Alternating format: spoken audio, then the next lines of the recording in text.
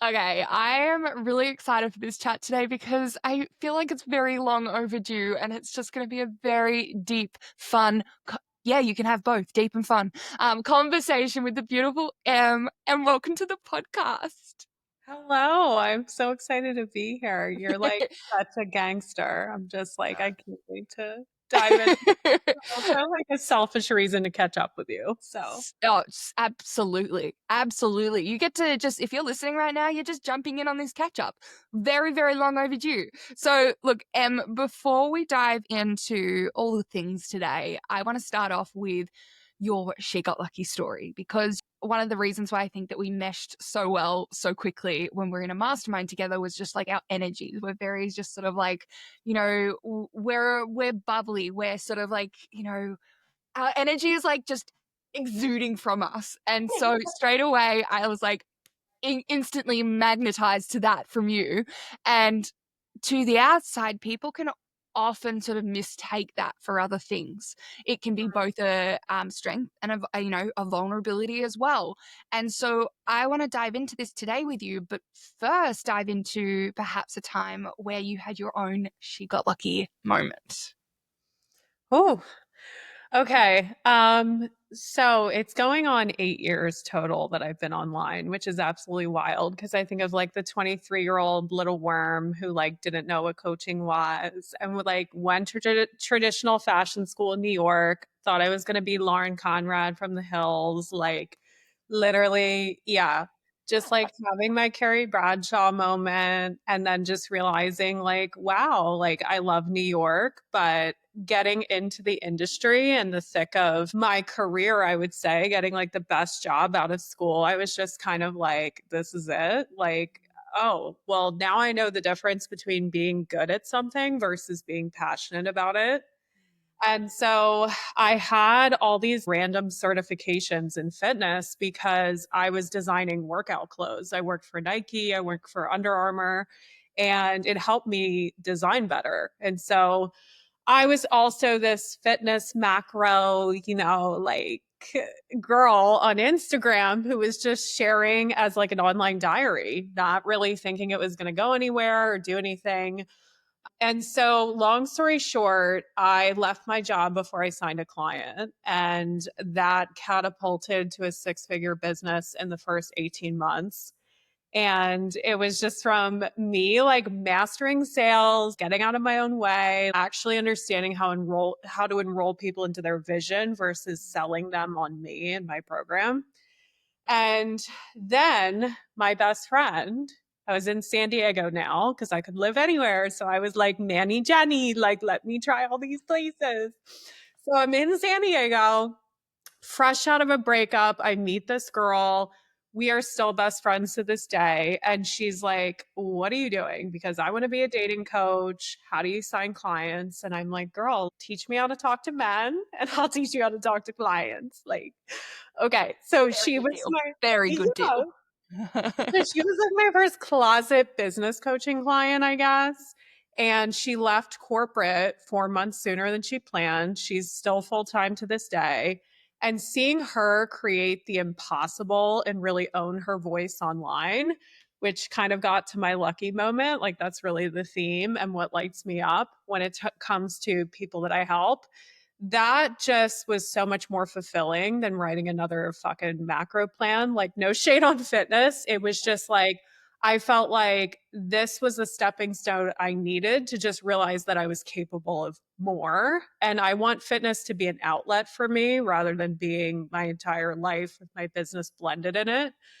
So yeah, I pivoted overnight. You know me, it was a matter of a bio change, one post to the next, like we're not messing around.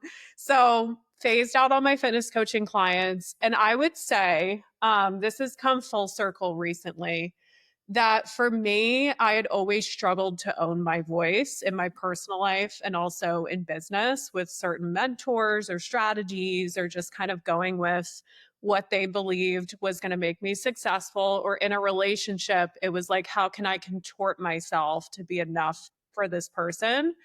And isn't it ironic that my biggest wound is now what I do? Basically, it's like my biggest superpower online is messaging and content. So I just realized throughout, like, I would say the big lucky moment came when I really let go of a business model that already brought in well over $1 million. It was high ticket only. It was sales calls. It was very broy. It was like, yeah, like have assistant coaches, virtual assistant. I had a closing rate that was at almost 90%. Like there was no reason to change anything. And I met my or our mentor that we had. She was this like unicorn, never took a sales call, like shitting out rainbows on the internet. And I'm just like, literally, what is going on? Like, because I'm drawn towards this, but she did it in another way and she really preached content. And that was my outlet, but I never had time for it because I was on constant sales calls. I was with clients all the time. And so I just quickly realized the power of messaging, that everything I was taking up my time doing on calls and enrolling people could have been done in a post, could have been done in an Instagram story. And so overnight, it was like, here we go, let's change everything. And so I let go of a group program that brought in $500,000. I totally let go of sales calls. Like it was like, this is the last one, goodbye. And I really spent those 8 weeks going all in on messaging. But what I talk about now is that when you empower yourself, that you are the person who has the body of work that's going to transform this person's life, it really allows you to empower the world. Like that's it. So during those 8 weeks, no one was looking at my content. No one was looking at my messaging. But Em over here, to not be in an emotional straitjacket, was like celebrating everything, was taking herself out on dates, was literally like finding the gift I didn't know I needed, which was like, wow, all this validation that I've, kind of happened with that old business model where it was like, I always knew the sales call was booked. If they said yes, a client blowing smoke up my ass, like you kind of don't have any of that right now. So you need to learn how to self source that because that's going to be the thing that is translated in the content. And so my method I teach now is really like the empowering messaging method because it's like you empower yourself first and then all the strategy part of it is what pops off. So I just really feel like that was when my audience felt my power. They felt like I didn't need them in order to feel like I still got it. I was going to be successful. And that's a really freeing place to be because it's like you're no longer reliant on the things outside of you that you fucking created in the first place being in your power. There was like none of it. It was just you as the little worm 23-year-old who was like, yeah, mom thinks I'm going to be like Kylie Jenner on my compound taking pictures of myself. Doesn't understand it. Everybody's questioning me. Like, I don't know what I'm doing. She had a vision and a feeling that was bigger than that and was like, you know what? If anybody's going to do it, it's going to be me. And it was like there was no evidence outside of you. You just decided you were the evidence. And I came back to her. And that's what really set everything off. So I ended up making way more money that year. And it really just set the tone for the model that I, live out now. And I think as well, because like from the outside, there's this massive shift in the way you approach business, the way you showed up in business. And from the outside, it's like, wow, that kind of happened overnight. Like she But just kind of found her power. She, started showing up like this. Again, like from the outside, it's like, wow, maybe it was this coach. Maybe it was this. Maybe it was this. Maybe it was the timing. Again, luck can be sort of put in there, but I really want to dive into this because there's so many things here that you had to overcome that yeah, really hold women back daily. And one thing that you and I both know is that at one point we'll be like, yes, I've really overcome this. And then, a year later, 2 years later, things change. And you're like, hang on a second. I thought we dealt with this shit. Why are you coming up again? Why do I feel like this again? I thought we had said goodbye. So I really want to dive into, because, like, first of all, the part that you said is the validation. yeah, That is such a big part of having that empowerment first. And I love this. So yeah, validation comes in so many forms. with the online business. And that's why, for people who do need validation, and I've always been one of those people. And it's been such a big thing that I've had to navigate. So there's so many different forms. Validation from clients that you're doing a good job, validation with engagement online. Like, can we talk about how you actually worked through this need to be validated in areas? Yeah. So I just realized it's almost like when you're so engrossed, I often make dating analogies a lot. I love I it. like but yeah, like when you're so into somebody to the point where you lose yourself to them or what they like or, how they're feeling that day. And I've been through many iterations of that in my personal life. And I noticed that that same feeling of like when the breakup happens or the separation or they're busy or it's like you don't know who you are or you feel like I need that dopamine hit of their attention or like, them texting me back. I mean, I'm naturally anxiously attached. So like Em was just like fucking hating the void, avoiding it, trying to like, yeah, all the time. And I felt like it just trickled into business when it started like very early on. And I just remember even living in San Diego, my first year of business coaching, I would literally not go on date night if the sales call didn't close. Or like, if I didn't have a great high cash week, I literally felt like a piece of shit. And I hated that. I was so reliant and dependent on it. But with that kind of business model where you're constantly booking calls or you have a virtual assistant in the DMs, there's always another dopamine hit around the corner. So it's never really there that long. So during that time where I let go of all of it, it was like I was really in the void and I had to, again, it was like it just smacked me in the face. Like, oh, this is why I was drawn towards this because like this was the gift that was waiting for me of like, okay, who are you when that's not there? And who are you going to decide to be today? Which is always like the cliche phrase that's thrown around. But, like, what that really meant for me was, like, really realizing that of, like, the audience, the followers, the clients, the offers.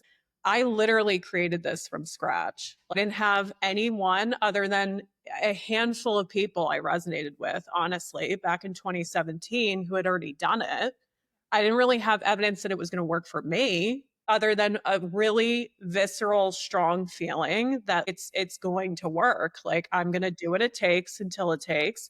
And I think that I really found myself during that time. And this is why I always tell clients, when you think about what makes you and your work a big deal, you have to go deeper than just like what you know and the information and how many people you've signed and like all of that surface level shit. It's like when you really think about the inherent gifts that you have and who you are, which is I have the ability to figure shit out in a short amount of time. I work really well under pressure. I'm super creative. I'm funny. Like these aren't things that a mentor handed me or like some course or whatever. And we have to go back to that in the void because I'm the kind of person where that time period just really taught me like, you could wake up tomorrow and go into real estate and absolutely crush it because of who you are inherently, right? So I just like rode that. And I'm like, you know what? I get to really own that on a bigger level and not in this cocky way. I think that when it's fake, it comes off cocky, right? We see this all the time in content. People have to like I literally felt like I had to yell at my audience to be seen as an authority or and like turn on some Cardi B song to like get into the energy. Like I'm just like this isn't me. Like I'm funny. Yes, I'm tough love and I'm blunt and all these other things, but it's not in this like, I need to put you down in order to pay me. And I just realized, like, people might be doing it in this way, but what's going to be M's way? And like, how am I going to feel the most free during this time? Well, I'm going to adapt what I call the no and go mindset. Like as soon as I think of something, like we're selling it. So the matter of my team, they must have been ripping their hair out because I would like get out of the shower and be like, okay, new challenge, start selling it like links. And they're like behind the scenes, like, I'm like, okay, we need a sales page. What are we doing? I was that way with content. And that's what I think that people felt like if there wasn't a mentor on a fucking Zoom call sharing their screen, looking at my posts, auditing stuff. I mean, how can you explain that? I just think people felt I was having fun. People felt that like I wasn't moving with all this hesitation and overthinking. Canva was not an emotional prison for me. I was just like, yeah, it kind of looks like shit. I'm figuring out the aesthetic part that I want to, but let's try this out. I was back in the there's nothing to lose mindset.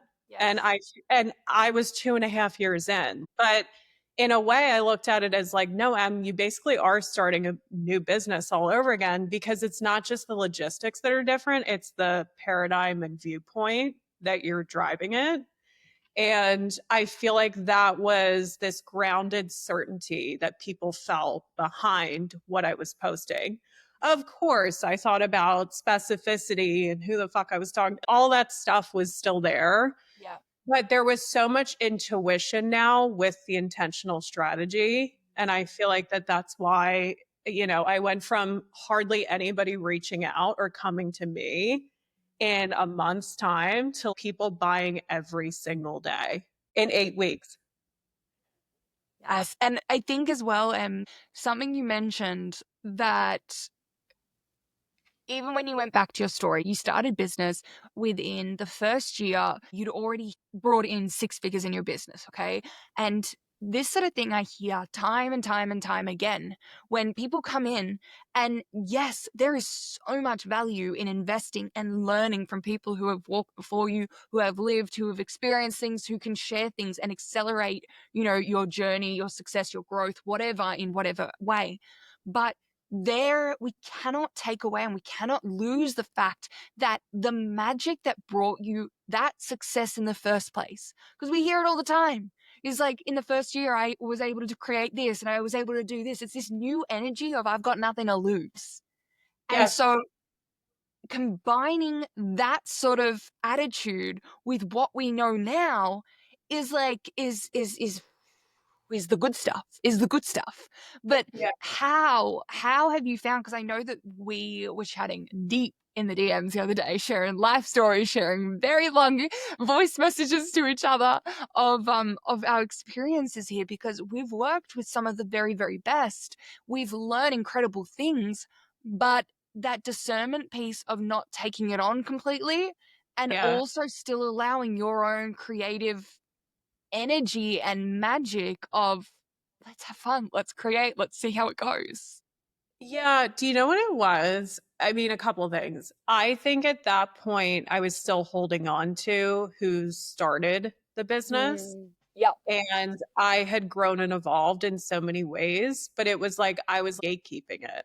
So I just felt like this dancing monkey for my Instagram, which was just like, yeah, just to keep you guys here and happy, even though I literally would rather get my teeth pulled than making a post about this again. Right. And it's this delusion that we have of, oh, this is what got me to this point is being this person or talking about these things. So I need to hold on to it for dear life. And the resolve that I got to around that was, wait, my best fucking clients who have been with me for years, they love me because I'm constantly growing and evolving. So I am not going to stop being that person to maybe kind of sort of keep people that, yeah, like second thing is I have to make peace with that they were a fit for me then. They're not a fit for me going forward, or they might not come along with me. They might unfollow me, write cryptic posts, whatever they're going to end up doing.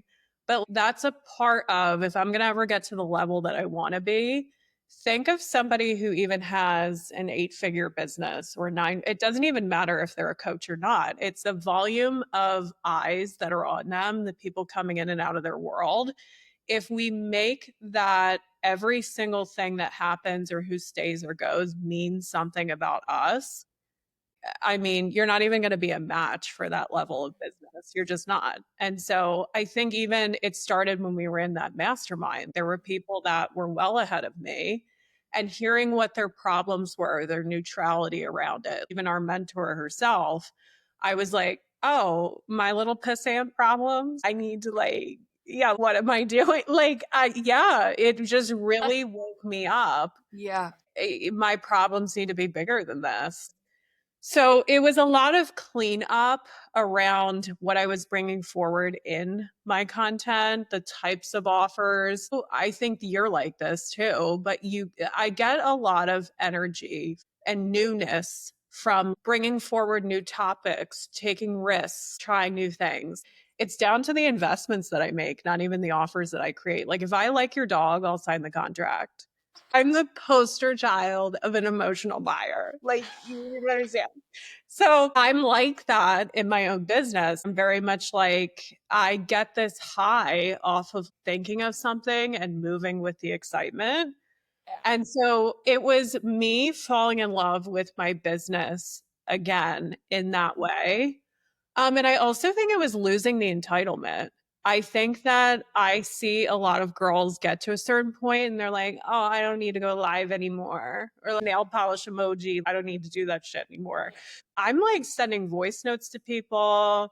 I have a little free Telegram chat thing that's like, and no, I don't incessantly overgive to the point of devaluing myself, but I'm just like, I never let go of day one M, who was like so fucking grateful that she got to get up every day, wear Lululemon all day long, like no bra, whatever she felt like doing, and was just working off her phone, taking her story, her rock bottom basically, and using it to help so many people all over the world who could find her in the middle of the night and decide they want to go into one-on-one right away, or to like and to also support our current clients. I have clients. It's just kind of like that meme that went around that was like, oh, you have a business? And it was a picture of you from your childhood. It is that.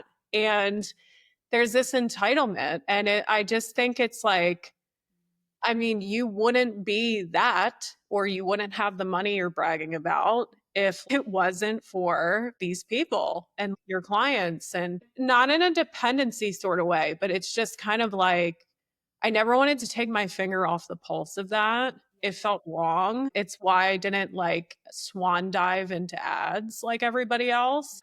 I think in terms of the cleanup behind the scenes that was really effective was that this was really powerful. When I made a post about it, it went insane. So I was in this situationship for 3 years. Talk about like the picture perfect, avoidant and anxious, confirming each other's traumas back and forth. And this was all going on during this time I was letting go of calls.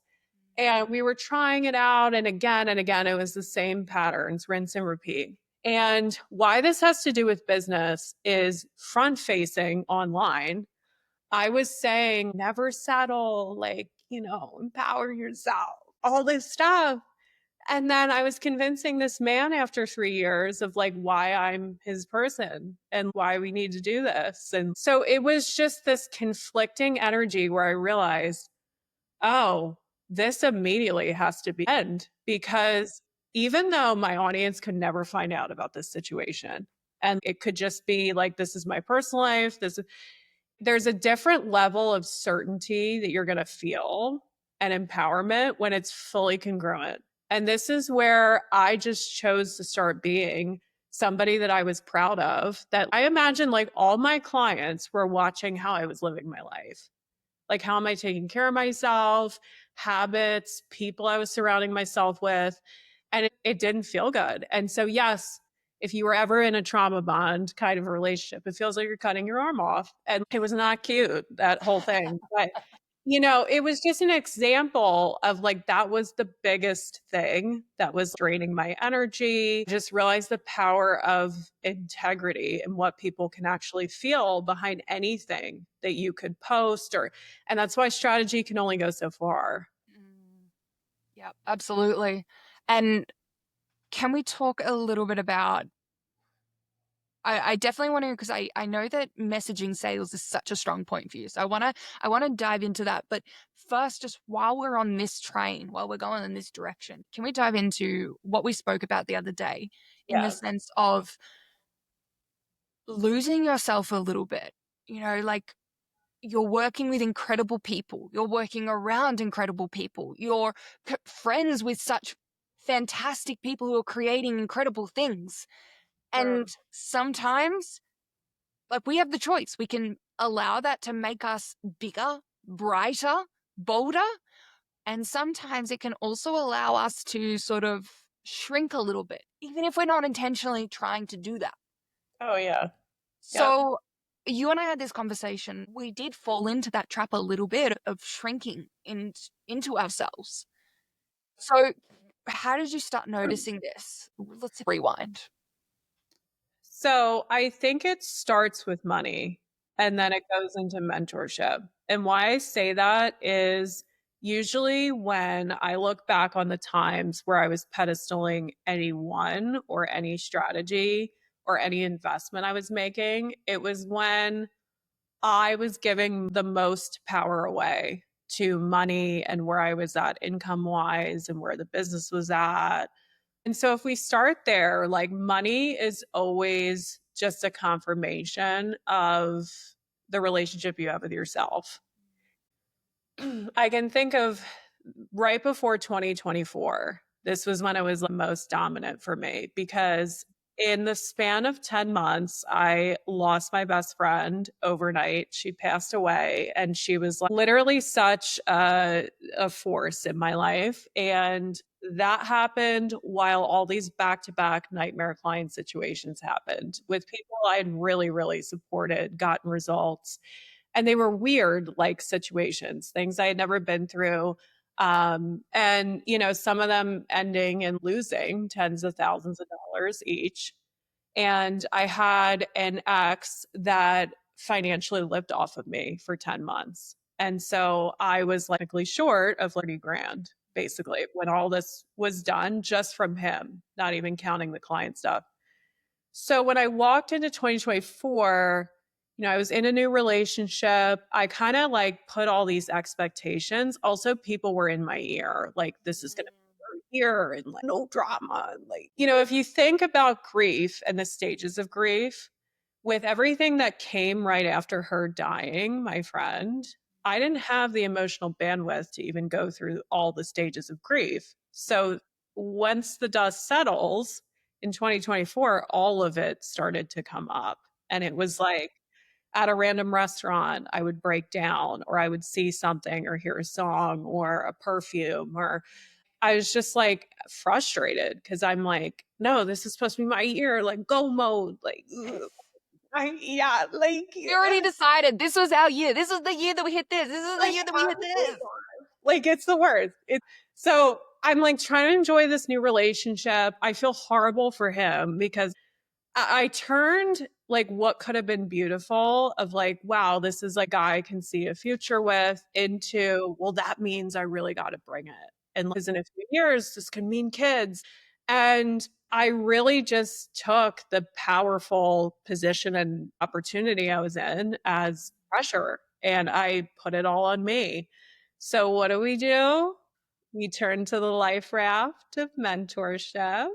And so I was like in that go mode, like masculine, making an investment. And I looked at it as, okay, well, this person's making X amount of money. So they must know something that I don't. They must have something that I don't. And it's not even about the mentor. I could have invested in anybody, really. It's just that I had this rocky foundation at the time of self trust because I'm like, how could I trust myself? I let this guy into my life. He used me tens of thousands of dollars. Not so much with my friend, but definitely with those client situations and stuff. And plus the grief. Like, it was a recipe for, I need you kind of dynamic with a mentor and just feeling like if anybody is going to get me back into that empowered, lit up state, it's going to be this investment. So it was one on one. And I feel like that's where we need to check ourselves and have some self awareness because I'm like, yeah, we did great things together. But was I in the most empowered, I got this no matter what mindset? No. And was I at some point trying to just be her best client ever instead of focusing on growing my business and my mission? 1,000%. Was I like going back to double, triple checking with her before I would do stuff? Almost like turning homework into the teacher vibes. Like I was just like, what is going on? We need to get clean and clear. This does not feel like me. This is not how I usually show up for investments. Like, what is going on?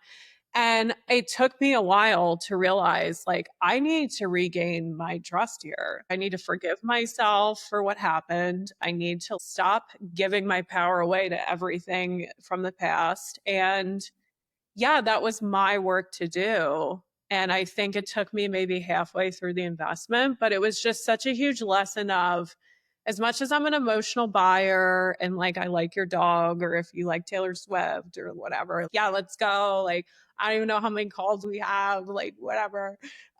As much as that has served me and gotten me places of trusting my decisions, that wasn't coming from trust though. Like, it was coming more from fix me or I must need you. And I hadn't felt that in a while. And I feel like that's not a good foundation. And it's also not the mentor's fault because you could write anything in the DMs, you could voice note.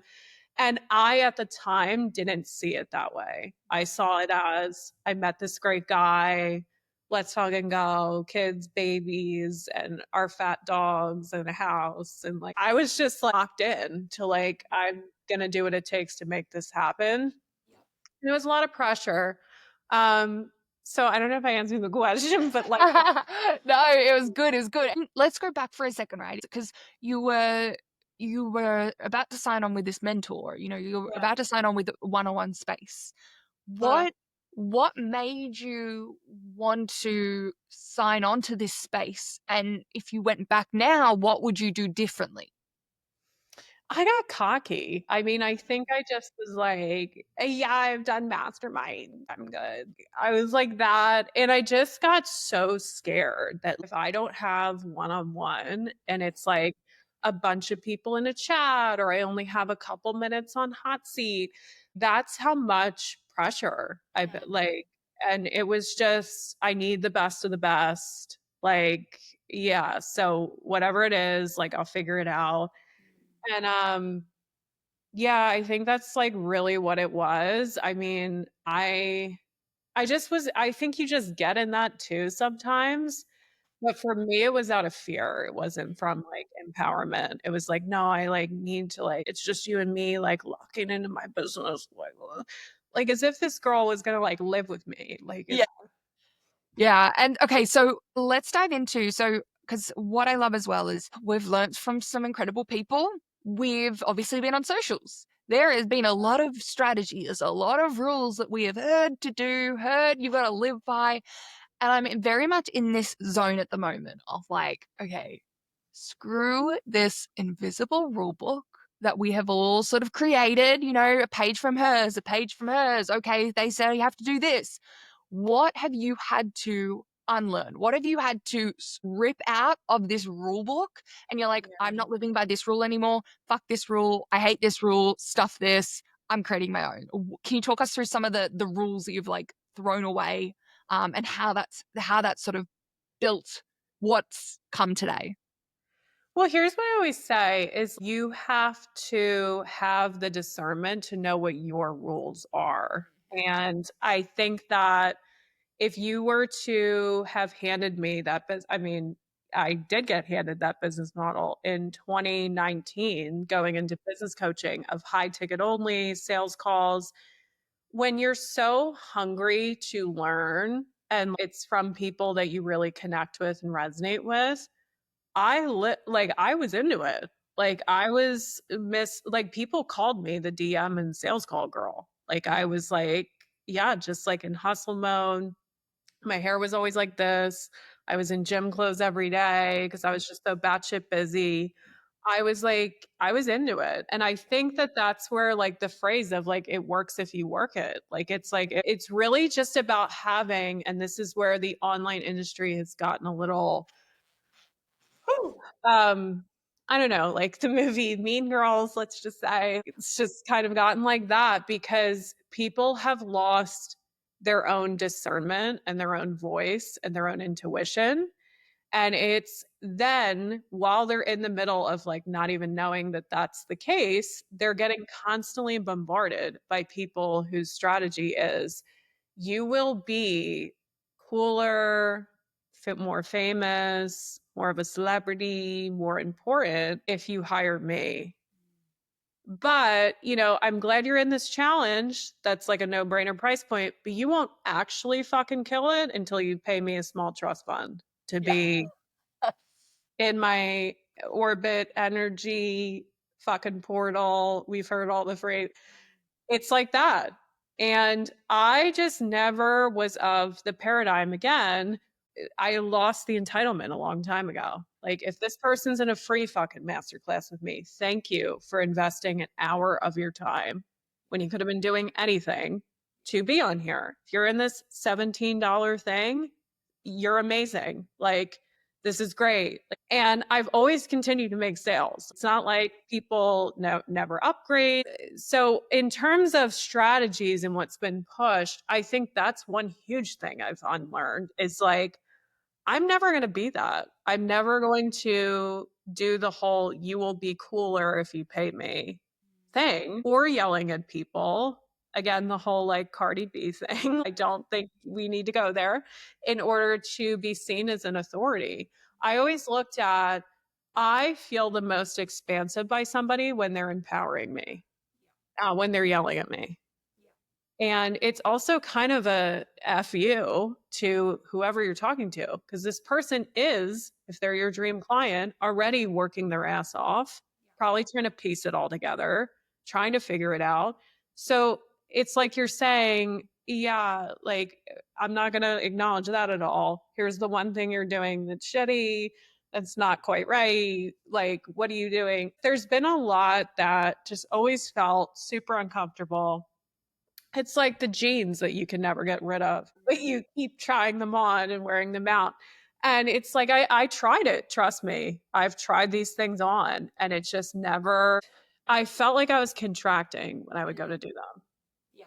And that's the number one sign. Like if I feel like I'm falling in line or it's a have to or it's out of obligation, that's when I know I'm off path and when something's taking me a while to do because this should be your content especially, but I would say that's the biggest thing where people get into rules around and marketing is like this is an extension of your genius and your work, so shouldn't you know how to talk about it? Like shouldn't you know it inside and out? You're living it. So if it's taking you an exorbitant amount of time every day, now it's not about what you're saying and getting your message out there. It's about doing it right versus doing it wrong. And that is only something that you've constructed in your head when you went to go invest. And that comes from pedestaling and thinking that they must have all the answers. You're nothing. You're shit. Like whatever you knew before is nothing. This person's going to give you the answer to life. And it's not that. You should look at whatever strategy or mentor you're learning from is I have my own set of superpowers. How are they going to amplify it? Yes, I love that. Spot on. What are your superpowers? What are you known for? What are you brilliant at? And how are they going to amplify it? I love that. So, something that you are speaking of, something that you are absolutely so incredible at is your messaging and the way that you sell. And I want to talk about this because I think messaging gets thrown around a lot, but I want to talk about sales with you, Em, because I feel like there's been so much work and people can do so much work on selling and money, and it's it's a service. It's a disservice if you're not showing up and selling. But I think that there is still such a disconnect for some people in making it feel so effortless. You've got something to offer. You've got something incredible, and the way you show up and talk about it. So, can you talk through maybe some within your clients and working with your clients, some beliefs and the way that you've shifted them with clients? Yes. Okay. So most of the time, your audience has you by the balls. I'll just going to say it as straightforward as possible, meaning that what happens, especially if people aren't getting consistent DMs or they're getting a lot of circle back Sallies, I call them, or a lot of like interested but not invested people, is when you have this viewpoint of your audience that first of all, you're their financial advisor all of a sudden. Like, you know what they can and can't afford. You know how much they have in savings. You know where they sent their kids to college, like in a spreadsheet. That is literally how micro and obsessed people get with what is right in front of them and making up stories, beliefs. So then what happens is you look at who's watched your stories, who likes your post, even if it's the same 10 people. Again, you've become their financial advisor, their life coach, you know what they're going to say. So then when you go to sell your offer, that's the lens in which you are selling, is literally just almost as if I call it like it's like this American Idol audition every day for people. They're like, I got to get to Hollywood and get my ticket. So, yeah, what can I say? And okay, so let me reshoot that because I sounded weird and whatever. My hair was in my face, or they hide behind Instagram story slides. And then it's like, oh, you wonder why no one feels a fucking connection with you? Yeah, it's that. So I tell them, okay, we need to clean this up here. Okay. So one is that it's my audience grew from cold to hot because I stopped zooming in on what was just right in front of me. I'm like, this is a public profile and that could reach anyone, anywhere, at any time. So even though I see these people or I get notifications, they're not the only buyers or people watching my shit. My longest standing clients, their DMs were in my request folder, never liked anything, never bought anything, hardly watched my stories, right? I was seeing them for the first time. And what that told me is there was a lot of silent creepers. There were a lot of people that would binge. I'm one of those people. I will go and look, but I'm not necessarily engaging, not to be petty, but it's just like, whatever, pancakes running around. I'm like running out the door. No big deal. But I'm like, I still know who you are. Relationship started. Like, know who this girl is now. And that's what happens every day. And we just think that it doesn't, or we think because of our follower count or whatever it is that that's not happening. And I'm just like, I have to hold that belief that yes, anybody who's been watching me for years or months could warm the fuck right back up and be like, wow, today's the day I'm like hiring Em. So that started to happen. Then it was like, well, I'm going to show up every day as if it is somebody's day one every day, multiple times a day. So that always had me never get lazy with specificity, or it always made me create content, especially imagining if she's seeing this little rectangle or square on the explore page, how is she going to know that this is worth investing the next 5 to 10 minutes to read through it, check me out, feel some kind of activation or connection with me? So I looked at it in that way. And I think it was then what started to happen is, again, going back to the whole validating, empowering yourself piece, is that you need to speak to them as if they're already sold. And I don't mean that they bought something yet, that they are sold on you, your personality, your approach, how detailed you are. Even my little analogies and quirks and voices and things I do, like my humor, yeah, because what's the alternative? That I show up that like this news anchor every day, like Yeah. getting stories, or being somebody that I'm not. And I ran my business for a time like that. It was like, what's a business coach supposed to sound like? Bullcrap. Yes. The not the performance. yeah, performative in this proving energy. And yes, it's signed clients, but you have to understand that that proving will only continue when you're their mentor.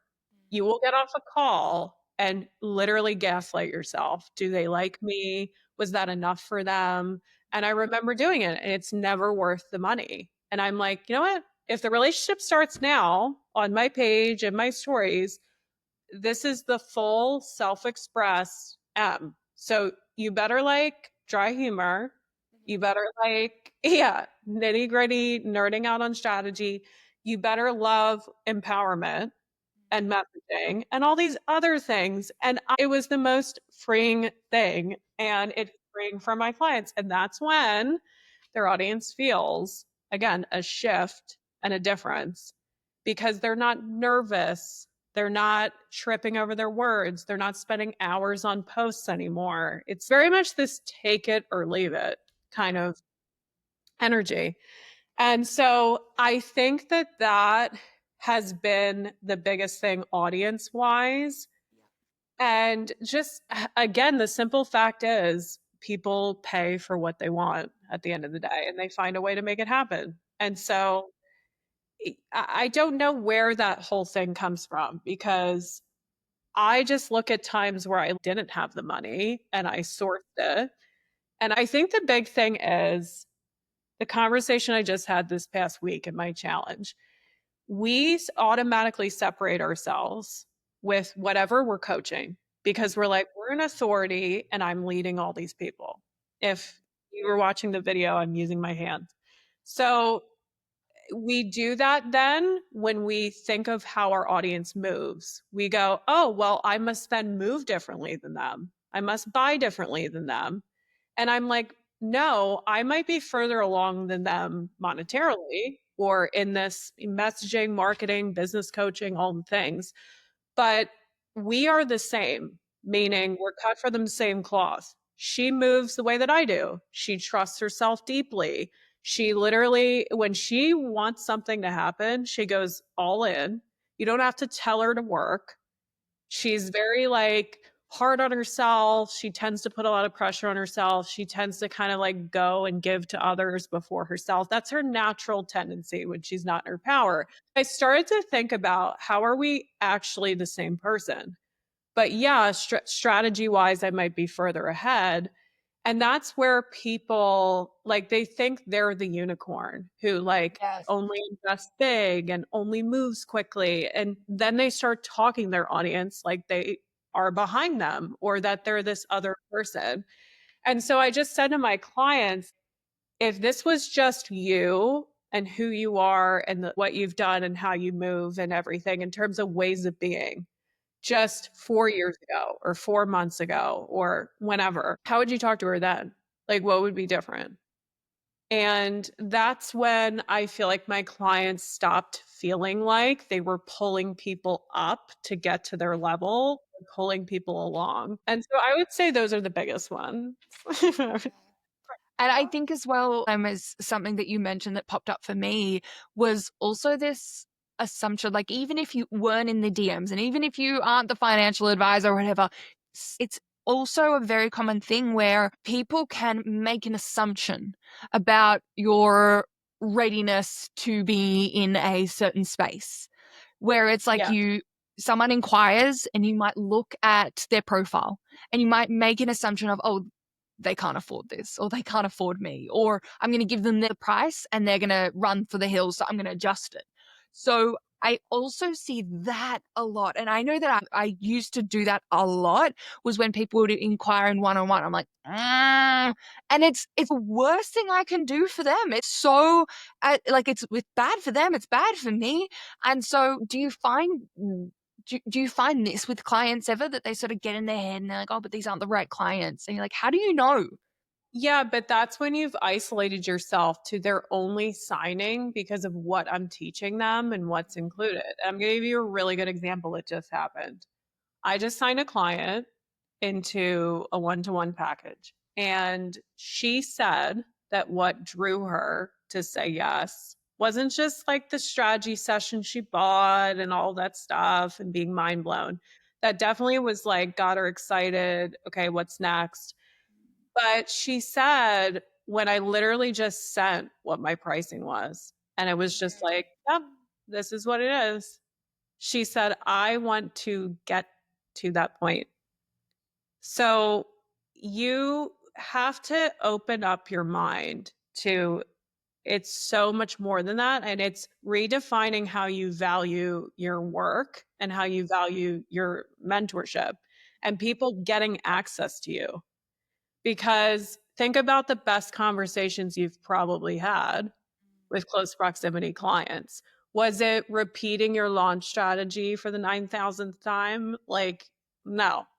It was probably like, Alicia, how did you lead yourself through that? I saw that you like kind of hinted on it in a post. I would love to talk about that. I think not a lot of people do. Or you look like you're having so much fun in your business. Like, tell me about the solo dates. I want to start doing them. Like, how did you start? Because it all has to do with it. It's like it adds to the moves that I make or the strategic thing.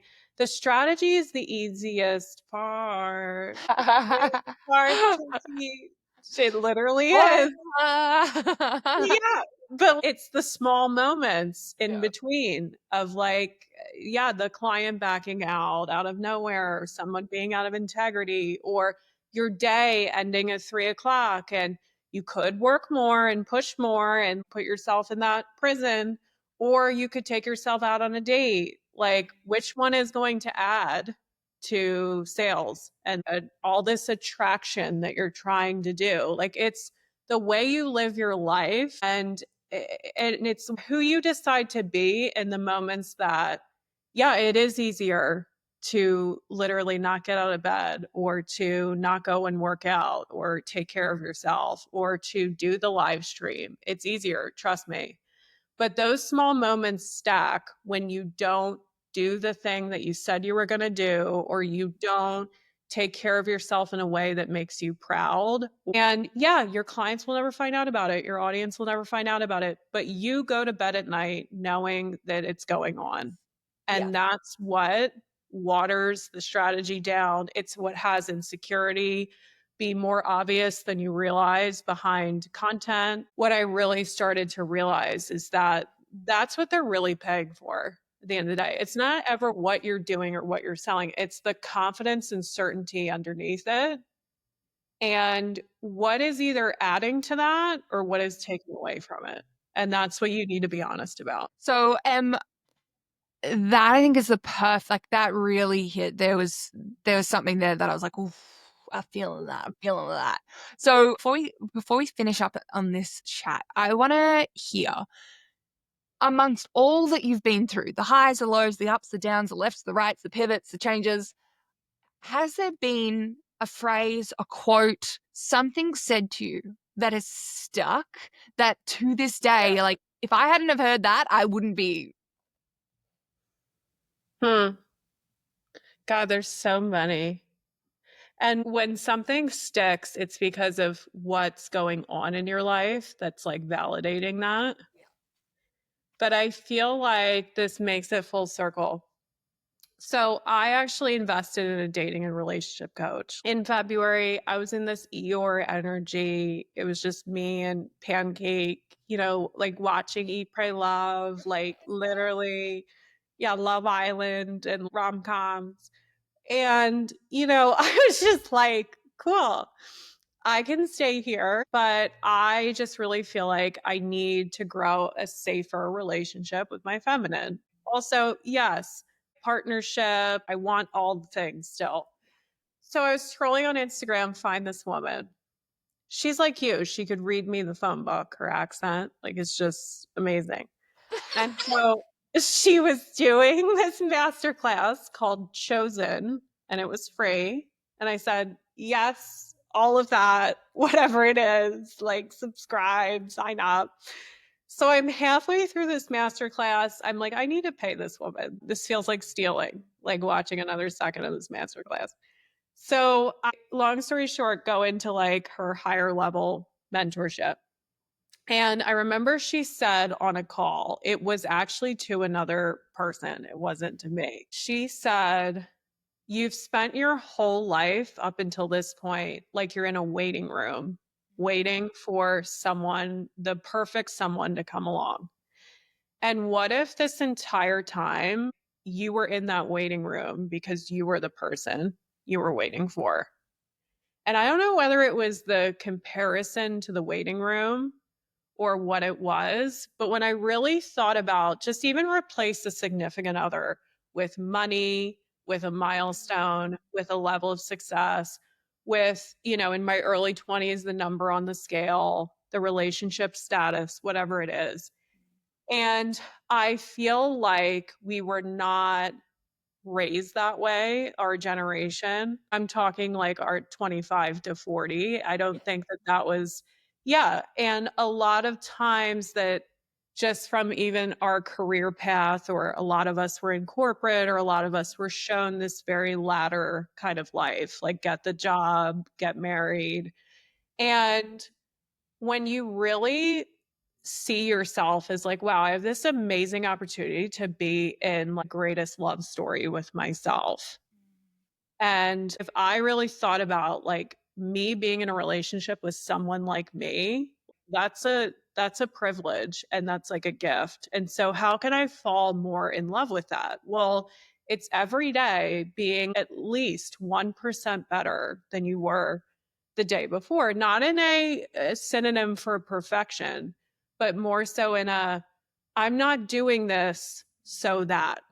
That's the frame part, so that he comes along, the client is magnetized towards me or whatever. There's no so that. You're being this person because you want to be this person and because you're happy.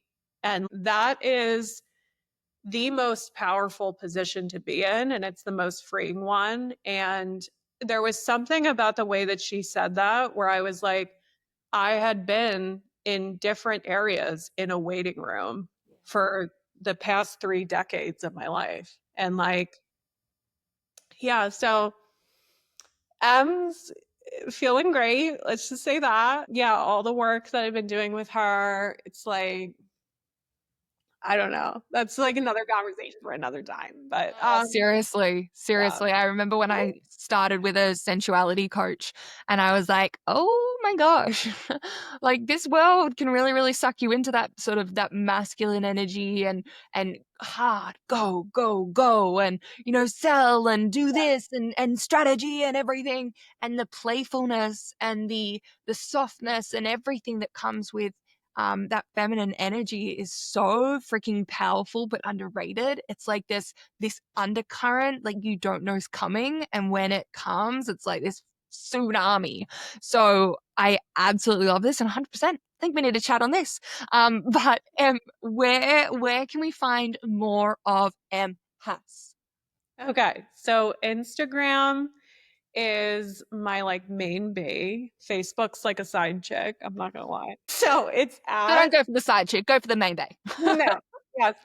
Um, at EMMHAAS.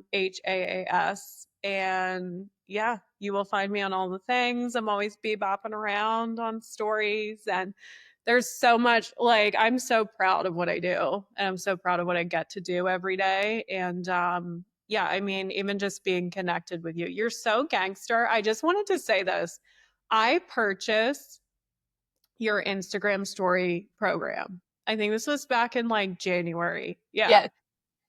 First of all, I didn't know I was going to Harvard for Instagram stories. Like, I'm like, if I don't get a diploma after this, like, because the level of it's and not in a daunting way, in a like, holy shit, this is so exciting, so detailed, and you're so good at it. And like, I think that what adds to it is your personality that you show online is real. Like, it's who you really are, but you are so gangster with video. I'm just like, yes, I'm good on video, but like I'm taken into you on the other day, you had your phone in like a shopping bag. And I'm like, yep, would have never fucking thought of that. Like ever. But I want to keep rewatching that story because it's so creative. And it's just like what is this girl on? It's just like next level. So, um, yeah, that is also one of the reasons I love what I do because it connects me to people like you, and you're just amazing. Absolutely same. It's why I love what I do. It's why I love investing in spaces that I get to meet people like yourself. And it's why I love this podcast as well. And honestly, thank you. That just was freaking like I'm buzzing. I'm buzzing. Yeah, I was like, I need to tell her about that friggin' course. Like that was Ah. like so insane. So Well, good. thank you so much. Thank you for coming on the podcast. Thank you for having chats with me today.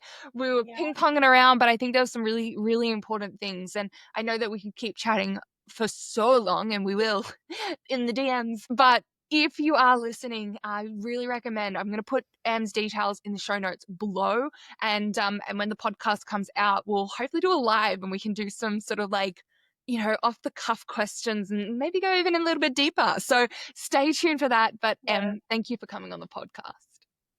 Yeah, thank you. This was so good.